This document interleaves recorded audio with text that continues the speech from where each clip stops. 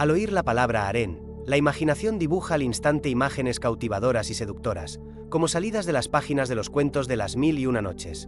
Bellezas orientales semidesnudas de miradas lánguidas, envueltas en sedas ondulantes y brillantes joyas, gobernantes todopoderosos y formidables, eligiendo con pereza a su novia para la noche entre cientos de hermosas doncellas, música embriagadora que fluye lentamente y dulces interminables en platos dorados. En resumen, la imagen de una especie de paraíso masculino en la tierra, un lugar de placeres prohibidos y felicidad despreocupada, se ha arraigado firmemente en nuestra conciencia. Pero ¿y si tras esta fachada brillante y romántica se escondiera una realidad completamente diferente, mucho más compleja y, a veces, cruel? ¿Cómo era realmente la vida en un harén para una mujer? Una jaula de oro que la privaba de su voluntad, una prisión estricta con reglas inquebrantables, o quizás el único ascenso social disponible en esa sociedad que podía elevarla desde lo más bajo hasta la inalcanzable cima del poder. Pasaremos un día en el harén con nuestra heroína para descubrir si es cierto que las concubinas lucían como se representan en las pinturas, que hacían realmente a lo largo del día, porque su rutina diaria sorprende a una persona moderna, si recibían un salario y porque nuestra heroína, tras una audaz huida del harén, finalmente regresó allí. Así pues, les presentamos a Nazep Khanum, la joven concubina del sultán. Nuestra Nazep es circasiana, así era la costumbre en el harén llamar a todas las jóvenes procedentes del Cáucaso. Sus padres, contrariamente a nuestras ideas modernas, entregaron a su hija al harén, ya que en aquella época se consideraba un destino extremadamente prometedor y envidiable para una joven, un gran éxito que no todas tenían. Una vez en palacio, la Nazep pasaba por una selección extremadamente rigurosa y de varias etapas. Al ingresar, lo primero que hizo fue examinarla cuidadosamente por los médicos y parteras del palacio, pues toda joven que entraba en el harén, además de belleza, debía poseer una salud y resistencia impecables. La primera noche, un sirviente especial se aseguraba de comprobar si la nueva roncaba o hablaba en sueños. Tales defectos se consideraban incompatibles con la cercanía del gobernante. Pero nuestra heroína superó todas estas pruebas con éxito y fue admitida en el harén. Si piensas que ahora pasará medio día tumbada en una cama blanda, porque parece que no tiene a dónde ir, estás muy equivocado. Ella, como la gran mayoría de los habitantes del harén, vive según un horario estricto, que no permite ninguna desviación. Se levanta temprano por la mañana, a las 5, cuando aún no ha declinado la noche. A esa hora, las sultanas y las favoritas, por supuesto, aún duermen en sus lujosas habitaciones, pero para las recién llegadas, las reglas son diferentes. Tras la oración matutina, la Nazep va al hammam, se lava y se embellece con métodos tradicionales. No tiene más de una hora para todos estos procedimientos matutinos y luego va a la escuela. Sí, has oído bien, a la escuela, que era el fundamento de toda la vida en el harén. Muchos investigadores modernos comparan la vida en el harén no con un burdel o un prostíbulo, sino con un estricto internado para niñas del tipo inglés o incluso con un convento. Sin importar cómo ingresaran las niñas al harén, ya fueran compradas en el mercado de esclavos, regaladas por embajadores extranjeros o regaladas por sus propios padres, todas, sin excepción, tenían que pasar por una escuela estricta y completa. La duración del entrenamiento dependía de la edad de la niña, y se completaba en la adolescencia. En promedio, el proceso tomaba alrededor de 2 años. Las niñas estudiaban de 6 a 7 horas al día, 6 días a la semana, y otra hora después de las clases principales se daba para hacer la tarea. Te preguntarás, ¿pero qué se podía estudiar allí todo el día? Imaginemos ahora, en la corte del emir de Bujará vivían hasta 300 bellezas a la vez, y en el harén de invierno de los sultanes otomanos, Topkapi, su número podía alcanzar las 1200. Para destacar entre tan increíble multitud de competidoras y atraer la atención del gobernante, era necesario no solo ser bella, sino también poseer muchos otros talentos, y para ello era necesario estudiar mucho y con esmero. Y, fíjense, estudiar no era en absoluto lo que muchos podían imaginar. Las concubinas debían ser no solo amantes cautivadoras, sino también conversadoras sensuales e interesantes, capaces de mantener una conversación sobre diversos temas. Absolutamente todas las jóvenes estudiaban el Corán y los fundamentos de la teología islámica. Se les enseñaban danzas elegantes, tocar diversos instrumentos musicales, el arte de la conversación, caligrafía compleja, diversas artesanías y todas las sutilezas de la etiqueta cortesana. Y, por supuesto, debían conocer todos los hábitos y preferencias del gobernante hasta el más mínimo detalle. Toda joven que aspiraba al éxito debía saber exactamente cómo servir agua de rosas a su amo, cómo llevarle zapatos o una pipa, cómo poner la mesa, etc. La capacidad de componer versos exquisitos en honor al sultán y cantar con belleza era especialmente valorada. También enseñaban, por supuesto, cómo dar placer físico a un hombre. Las jóvenes modestas, tímidas y reservadas eran criadas para convertirse en seductoras profesionales, que dominaban a la perfección el arte del amor. El examen final, 2 años después, lo realizaba nada menos que la madre del sultán, la valide sultán, la primera y más influyente persona del harén. Y aquí no había repeticiones. Si suspendías el examen, te mandaban a la cocina, a la lavandería o a los conserjes de por vida. Si aprobabas, tenías suerte, te convertías en una jarille, una concubina potencial del sultán. Es importante destacar su potencial, porque la abrumadora mayoría de las chicas con estatus de jarille nunca han estado en la cama del sultán. Nuestra Nacep acaba de aprobar su examen principal hoy, lo superó con brillantez y se convirtió en jarille. Solemos pensar que las concubinas eran esclavas sin poder, pero en realidad todas, incluso las de menor rango, recibían un salario regular. Lo mínimo, 6 monedas de plata al día, equivalentes aproximadamente a $18 actuales, lo recibían precisamente esas jarille. Por supuesto, la mayor cantidad de dinero la recibían las favoritas que le daban hijos al sultán. Por ejemplo, el pago diario de Roxolana, madre de 5 hijos y una hija, era de 2.000 acces, o aproximadamente $6.000 modernos al día. Esto representaba más de $2 millones al año, unos ingresos comparables al presupuesto de una pequeña provincia francesa de la época. Además de sus salarios, recibían regalos carísimos en los días festivos. El sultán podía conceder a sus mujeres tierras, aldeas enteras y fincas. Para algunas, el harén era una prisión, pero para otras, no menos numerosas, era una oportunidad única para forjar una carrera vertiginosa. Las muchachas de las familias más pobres solían acudir a los harenes por voluntad propia, con la esperanza de ganarse el favor del sultán, pues las concubinas más queridas acababan en lo más alto de la compleja jerarquía del harén. La palabra harén, por cierto, no es turca, sino árabe, y significa lugar prohibido y sagrado, es decir, la mitad femenina de la casa. Los harenes no solo existían entre los sultanes turcos, como se muestra en la serie El Siglo Magnífico, sino también en la antigua Roma, China e incluso Rusia. Por ejemplo, el príncipe Vladimir, conocido como el Sol Rojo y el bautizador de Rusia, poseía un enorme harén de cientos de concubinas. Una carrera en un harén era la única verdaderamente accesible para las mujeres de Oriente. Así, la famosa Roxolana logró convertirse en sultana Seki, la esposa legal del poderoso Solimán, a partir de una simple esclava. Quienes entraban en el harén soñaban con convertirse en gozde, es decir, aquellas con quienes el sultán pasaba al menos algunas noches. Incluso una sola noche les garantizaba una mayor manutención, alojamientos más cómodos y varios sirvientes personales. El número de estas afortunadas mujeres no solía superar el centenar. Una gozde que complacía al sultán tenía la oportunidad de convertirse en Iqbal, es decir, favorita oficial. No había muchas, Mahmudi tenía 15 y Selim II solo 9.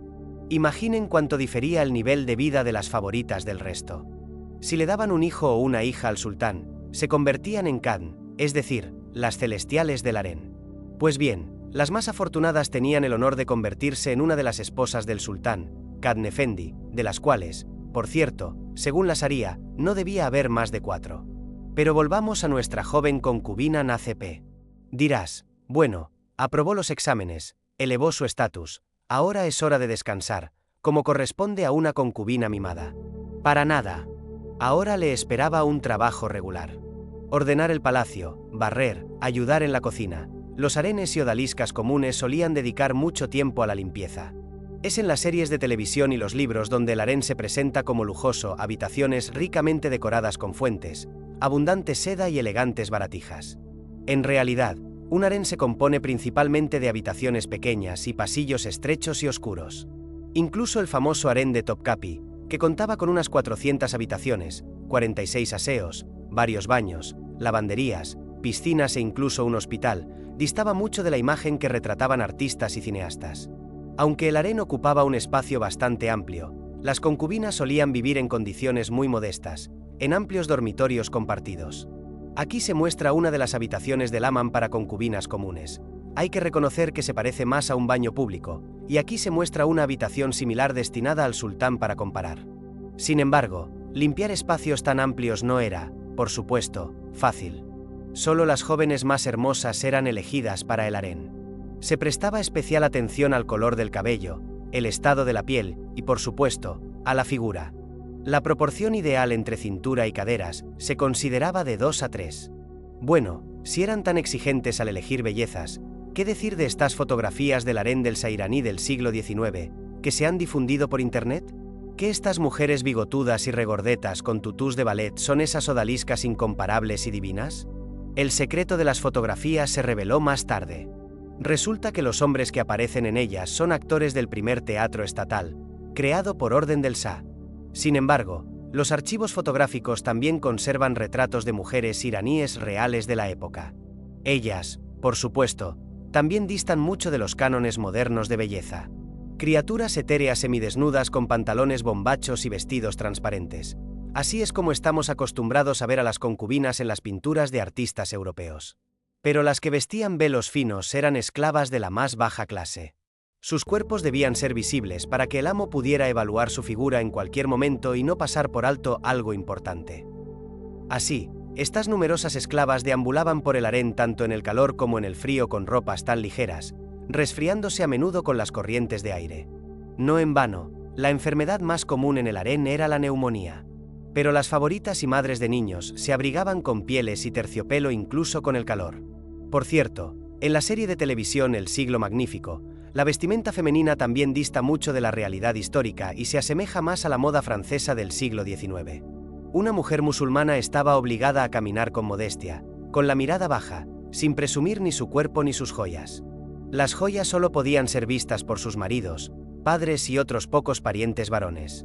Los creadores de la serie también cometieron un error con los peinados de las heroínas.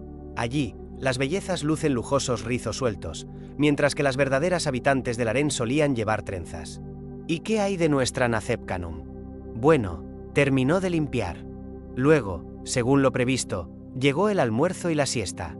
Los que querían descansar podían dormir 1 hora, y los que no estaban cansados jugaban a las cartas, al backgammon, leían o simplemente se divertían. Alrededor de las 5 de la tarde, las chicas se despertaban y volvían a sus quehaceres. Alguien debía servir a la sultana, alguien debía limpiar, alguien debía cuidar de los niños. Todos los habitantes del harén tenían un trabajo fijo, con la única excepción de las favoritas y sus sirvientes personales. Otra idea errónea es que las mujeres eran eternas prisioneras de los harenes y nunca salían de sus muros. De hecho, las bellezas del harén podían visitar a sus familiares, ir a bazares, parques y navegar. Algunas damas incluso tenían derecho a una breve baja por enfermedad cuando los médicos recomendaban un cambio de aires para mejorar su salud. Se acepta generalmente que una vez que se entraba en un harén, no se podía salir. Pero ese no era el caso. Había muchas aspirantes a la atención del sultán, pero él estaba solo. Después de 9 años, la chica a la que nunca había mirado con buenos ojos tenía todo el derecho, tras recibir permiso de su amo, a ser libre. Su condición de persona libre quedaba confirmada por escrito. En este caso, por regla general, le buscaban un buen marido, le compraban una casa, le daban una cuantiosa dote y le proporcionaban pagos regulares del tesoro. Los nobles otomanos consideraban este matrimonio un gran éxito, ya que las antiguas concubinas eran mujeres hermosas, adineradas y cultas, con contactos en la corte. No solo las concubinas y esposas del gobernante vivían en los harenes. Todas sus parientes femeninas, así como numerosos tutores, sirvientes y eunucos, también vivían aquí. La administración del harén siempre estaba en manos de la madre del sultán Shah, la valide sultán. Imagínense el auténtico crisol de personas afines que se formaba allí. Las pasiones estaban a flor de piel, se usaban venenos y complejas intrigas, se urdían conspiraciones de múltiples movimientos y se formaban sus propios grupos. Cada joven solo soñaba con cómo alcanzar la posición de esposa amada, y arriesgaban allí no solo sus nervios, sino también sus propias vidas. Nuestro nombre de hoy, junto con el de otras jóvenes que aprobaron el examen, se presenta al sultán. Sin embargo, él podría haberla visto durante un paseo o en una celebración donde servía. Sea como fuere, el sultán le envió un regalo y un ramo de flores. Esto significaba que la esperaba esa noche. Ahora debía arreglarse con la ayuda de su séquito y luego, prestando atención, arrastrarse a gatas hasta la cama del amo, demostrando sumisión, y también besar el borde del sofá donde él yacía. Tras una noche con el sultán, estaba destinada a recibir una recompensa y un ascenso en el harén. Las habitantes del harén no podían considerarse reclusas infelices. Disfrutaban de una vida segura y llena de entretenimiento. Los palacios contaban con su propio teatro, compañías de ballet y orquesta. El séquito que rodeaba a cada esposa proporcionaba a las consentidas jóvenes un cuidado integral de su apariencia, similar a los salones de belleza modernos. Artistas y músicos acudían a visitarlas, maestros. En general, la vida no era monótona. Una de las habitantes más famosas del harén, que según la leyenda pasó a la historia con el nombre de Roxolana, era hija de la sacerdotisa ortodoxa Anastasia Lisovskaya. Otra leyenda cuenta que incluso una pariente del emperador francés Napoleón Bonaparte vivió en el harén. La francesa Aimée de Riveri era prima de su esposa Josefina y en 1784 fue capturada por piratas argelinos y vendida en el mercado de esclavos. La leyenda cuenta que se convirtió en la madre del sultán Mahmud II, pero esta leyenda contiene muchas inconsistencias. ¿Pero qué le ocurrió a nuestra heroína del Nacep? El sultán dejó de prestarle atención y después de varios años, se decidió casarla con un noble de la corte. A ella no le gustaba el novio, pues era mayor y poco atractivo. Además, la joven se enamoró. En el jardín del palacio conoció a un joven embajador griego. Él era pobre y, al parecer, pensaba en un matrimonio ventajoso con una dama de la corte, pero ella se enamoró, al parecer en serio. Por elegir a un cristiano, la amenazaron con un terrible castigo: ser arrojada a las aguas del Bósforo en un saco con una bala de cañón. Sin embargo, el astuto griego organizó una huida. Durante la festividad, le entregaron ropas griegas, con las que abandonó tranquilamente el palacio con invitados griegos, embarcó y abandonó Turquía. Llevó consigo varios diamantes y otras joyas que le regalaron como dote en la próxima boda. En Grecia, se casó con su amante. Parecía un final feliz típico. Sin embargo, la historia se desarrolló en contra de todos los cánones de la novela. El marido, por quien lo arriesgó todo, huyó con todos sus tesoros y terminó su vida en la ruina. Nacep se quedó sola con 12 hijos, sin medios de subsistencia. Como resultado, muchos años después, regresó al harén, anciana y harapienta. ¿Y qué pensarías? Allí la recibieron con bondad, no le reprocharon ni una sola palabra y proveyeron para ella y todos sus hijos hasta el fin de sus días, mostrando una misericordia que ya no esperaba encontrar. En el jardín del palacio conoció a un joven embajador griego. Era pobre y, al parecer, pensaba en un matrimonio ventajoso con una dama de la corte, pero ella se enamoró, al parecer, en serio. Por elegir a un cristiano, la amenazaron con un terrible castigo: ser arrojada a las aguas del Bósforo en un saco con una bala de cañón. Sin embargo, el astuto griego organizó una huida. Durante el festival, le regalaron ropas griegas, y con ellas abandonó el palacio tranquilamente con los invitados griegos, subió a bordo de un barco y abandonó Turquía. Llevó consigo varios diamantes y otros objetos preciosos que le regalaron como dote en la próxima boda. En Grecia, se casó con su amante. Parecería un final feliz típico. Sin embargo, esta historia se desarrolló aún más en contra de todos los cánones de la novela.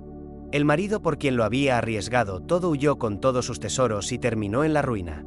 Nacep se quedó sola con 12 hijos, sin ningún medio de subsistencia. Como resultado, muchos años después, regresó al harén convertida en una anciana andrajosa. ¿Y qué opinan? Allí la recibieron con cariño, sin reproches, y la cuidaron a ella y a todos sus hijos hasta el fin de sus días, mostrándoles una misericordia que ella ya no esperaba encontrar. En el jardín del palacio conoció a un joven embajador griego.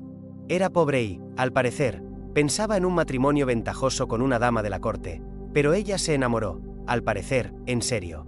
Por elegir a un cristiano, la amenazaron con un terrible castigo: ser arrojada a las aguas del Bósforo en un saco con una bala de cañón. Sin embargo, el astuto griego organizó una huida. Durante el festival, le regalaron ropas griegas, y con ellas abandonó el palacio tranquilamente con los invitados griegos, subió a bordo de un barco y abandonó Turquía. Llevó consigo varios diamantes y otros objetos preciosos que le regalaron como dote en la próxima boda. En Grecia, se casó con su amante. Parecería un final feliz típico. Sin embargo, esta historia se desarrolló aún más en contra de todos los cánones de la novela. El marido por quien lo había arriesgado todo huyó con todos sus tesoros y terminó en la ruina. Nacep se quedó sola con 12 hijos, sin ningún medio de subsistencia. Como resultado, muchos años después, regresó al harén convertida en una anciana andrajosa. ¿Y qué opinan? Allí la recibieron con cariño, sin reproches, y la cuidaron a ella y a todos sus hijos hasta el fin de sus días, mostrándoles una misericordia que ella ya no esperaba encontrar.